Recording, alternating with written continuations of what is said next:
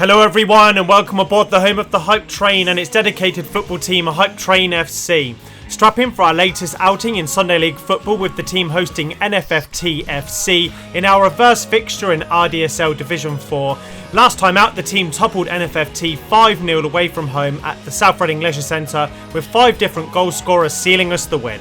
The game took place on a very wet and windy weekend in the Reading area on Sunday the 16th of January 2022, with this being the first time we've ever played a home game away from our natural home ground of Kitlocker Recreation Ground, with the Atrium Health Club, formerly known as the Ibis, hosting the game at the last minute. And as you'll see throughout the game, the pitch was muddy and perhaps the most treacherous the team has ever played on. Wearing our orange and black get up for the occasion from Kitlocker with NFFT in lime green, we had Jake Holloway starting in goal for the club, with a back four ahead of Holloway that consisted of Sam Padden at left back, Danny Basden on the opposite flank on the right, with Callum Gibbons partnering Joe Sawyer in the heart of defence. In midfield, Callum Fox-Spence and Chris Marshall were both in holding midfield, with Danny Setuan and Paul Hatfield interchanging on the wings throughout the game. Further upfield, Phil Newport played as a number 10 in support of Owen Jones up top for the team. Among the substitutes for the game, Waleed Zaki was joined by club captain Vincent van Lembergen, who was running the show on the day in the management team's absence due to COVID. This was the first time we've ever missed a game, and Vince does a great job throughout the morning. Ahead of kickoff, if you follow the team, don't forget to hit the like button as well as subscribing to the channel for more action from the train. And you can also find out more about the club by visiting our main website, hypetrainfc.com, and by visiting our parent website over at thehypetrain.co.uk for more from the Hype Train. Jumping straight into the action in the second half, there was an opportunity for NFFT to test our back line, and it starts here when there's a lot of pinball going down the right hand side, with NFFT eventually working it through to their right midfielder. He gets the ball into the penalty area, but it's excellently defended by Callum Gibbons. The team's first foray forward into the game saw Callum Gibbons pick up the ball from central defence, though there's a loose touch by the NFFT right back, with Owen Jones winning possession back on the slidey pitch. Callum Fox-Spence has put the ball over the top of the defenders, with Phil Newport running on. He's charged for a goal, he's brought down, the referee's not given anything, and the keeper eventually collects. We didn't have to wait long though for Phil to make his mark in the game, and it starts when Paul Hatfield does a good run into the centre of the pitch before giving the ball out to Danny Setuan on the left. He plays a nice little 1-2 with Callum Fox-Spence on the left hand side, setting up a left-footed cross for Danny to get into the box. It's a deep cross and Phil wins the head. It's a goal with his head. It's a powerful effort to give the team a 1-0 lead.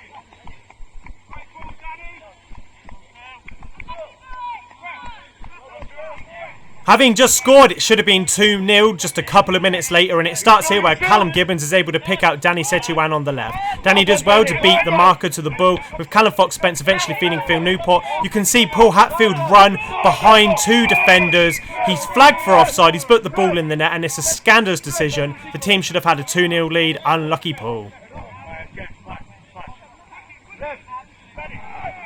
The offside goal didn't dampen Paul's spirits for a goal in the game though, and he tries his best here as he gets through the boggy marsh in the middle of the pitch here. He beats off a couple of players with his strength before taking a shot from range, and the effort is a little bit low and into the keeper's hands. Now we're down the right hand side here with Danny Basden playing well with the defensive line here, with Phil on the ball. There's a cross in the box and Owen Jones is at hand to win the head, and it's not too far wide. After winning a free kick 20 yards out from goal, Phil Newport has an opportunity to score his second in the match, with his free kick lined up just about central to the goal, and it's just whipped wide of the left post. There's another chance for the team, and it all starts from the left-hand side when Sam Padden throws down the line. The referee really should have flagged that for a foul throw. He doesn't even go behind Pad's head. Paul, though, does very well to get onto his right foot. He performs a dipping shot that's caught by the goalkeeper, and we're going to stay with the play here as it's not over yet, with the alleged shot being a back pass to the goalkeeper, which gives the team an opportunity to score from close range.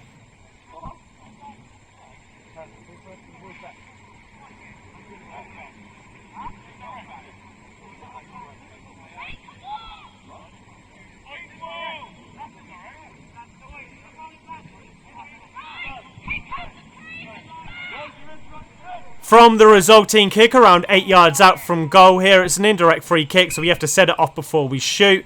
We set it up with Paul taking a shot, though it's defended on the line by NFFT.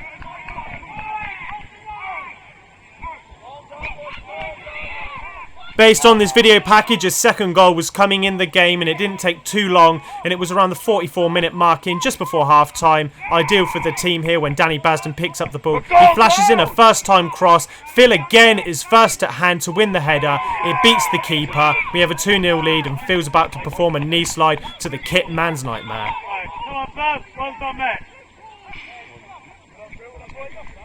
We're now into the second half of the team shooting from left to right, and there's a first chance for the team in the game, and it starts when Joe Sawyer intercepts a pass after an NFFT player falls over. But the pass wasn't going to get to him anyway, and eventually it means that we settle it down into the park before Danny Basden plays a ball in over the top. NFFT are unable to clear their lines though, as it falls out to Owen Jones, who takes a first time shot from range and forces a save. The lively Paul Hatfield was at it again in the second half, and it all starts when Jake Holloway's kick goes straight to the feet of one of our midfield players before Phil Newport eventually wins possession of the ball here after we win it back on the left. Phil Newport turns around and he feeds in Paul, making the run from the right here. Paul's got the man on toast here as he gets onto his left and fires in a shot, and it's not too far wide. It's now at the other end of the pitch for a rare foray forward for NFFT. They've got a free kick from range around 20 yards out from goal. They fire in a low effort, which is saved by the feet of Jake Holloway. The second attempt comes in via the head, though Jake is able to collect with his hands.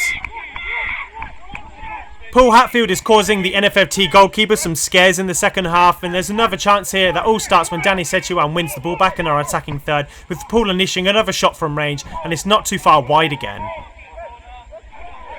There was a little bit of a scare late on in the game around the 78th minute, and it starts here when Sam Padden gets dispossessed at left back. NFFT are running the channel now, and they eventually get the ball into the box here. There's an initial save that comes back out to the right midfielder again. He's able to squeeze the ball in, and NFFT have a goal, and it's game on in the final 10 minutes.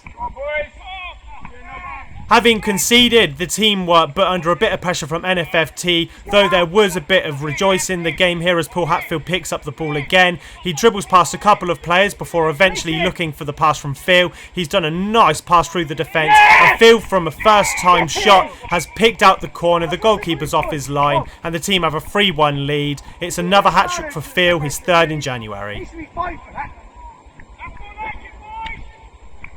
There's one last attack for the team, and it starts here when Malik Zaki picks up the ball on the right hand side. The Egyptian magician does well here to get into the penalty area before cutting the ball back to Danny Setuan. Danny takes a toe poked effort with his left, though he's unable to phase the keeper. With the full time whistle blown and a hat trick in the bag for Phil Newport, his first treble for the club, it all ensured that the team were able to do a good job in awful conditions down at the Atrium on a muddy pitch. A solid team effort from all the players involved.